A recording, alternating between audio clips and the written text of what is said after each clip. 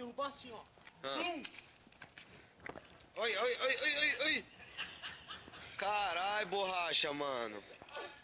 Aí, tá vendo? É assim que os polícia vai te derrubar, mano. Você quer bater nos caras e quer ficar desse jeito, tio.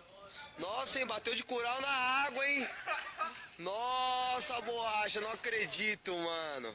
Caralho, mano, foi pro santo, vai tomar no cu, tio. Puta, foi o santo, borracha. Puta. Mano, xinga o santo, xinga o santo. Se eu fosse você, eu xingava o santo agora. Xinga. Da mais, tá ligado? Eu tava na casa do meu colega um dia desse, aí eu beijei ele, do nada. Ele falou, aí ele deixou, né? Eu falei, mano, tu é gay, tu deixou eu te beijar, né? Aí, tipo, eu comecei a rebolar nele, aí ele falou, mano, tu é gay? Eu falei, não, tu que é gay, tu que deixa? Aí eu comecei a sentar na pica dele, mano.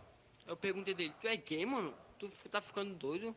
Não curto gay não, mano. Ele rebolou na pica dele, né? Ele falou, tu é gay, caralho? Ele falou, não, mano. Aí eu comecei a quicar nele, né, de boa. Aí eu perguntei dele, tu é gay, mano? Tu deixa eu rebolar na tua pica, tu é bem gay, né? E isso só porque eu tava testando ele, vendo se ele era gay.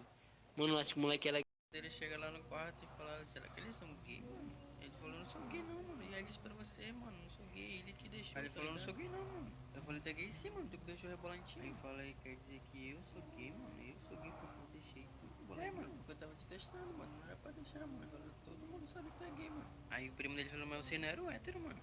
Não, mano, com essas paradas não, tá ligado, mano? Não é hétero coisa de gay, mano. Tu tá ficando doido, mano. Aí ele falou, mas e aí, mano?